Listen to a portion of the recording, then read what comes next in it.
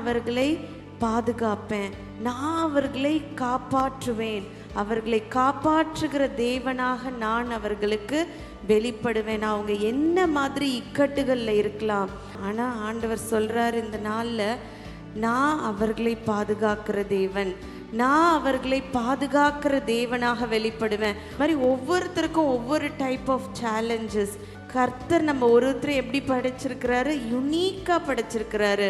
அப்போது கர்த்தர் உங்களை ஒரு விசேஷத்தை யுனீக்காக கிரியேட் பண்ணி இந்த உலகத்தில் அவருடைய சித்தத்தை நிறைவேற்றுவதற்கு வைத்திருக்கிறார்.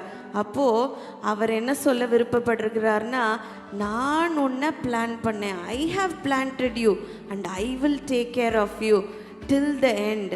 முடிவு பரியந்தம் உன்னை நான் காப்பாற்ற வல்லவராக இருக்கிறேன்.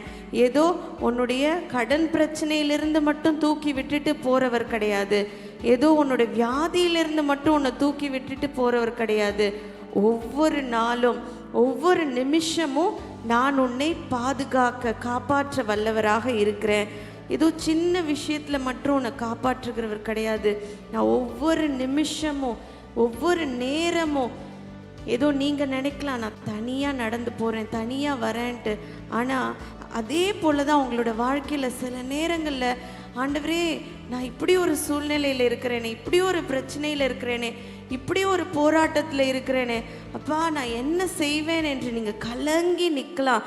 ஆண்டவர் சொல்கிறாரு, நான் உன்னை ஸ்திரப்படுத்தி தீமை நின்று விலக்கி பாதுகாப்பேன். நம்மளை சுற்றி எந்த நேரத்தில் என்ன தீமை வரும்னு நம்மளுக்கு தெரியாது.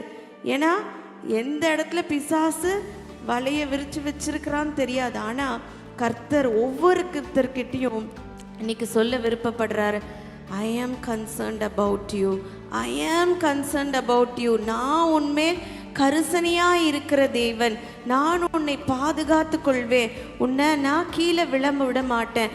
உன்னை சுற்றி வெள்ளம் போல சத்ரு வளரான். ஆனால் என்ன சொல்கிறார் ஆவியானவர், எவ்வளோ அன்பான ஆவியானவர் பாருங்க.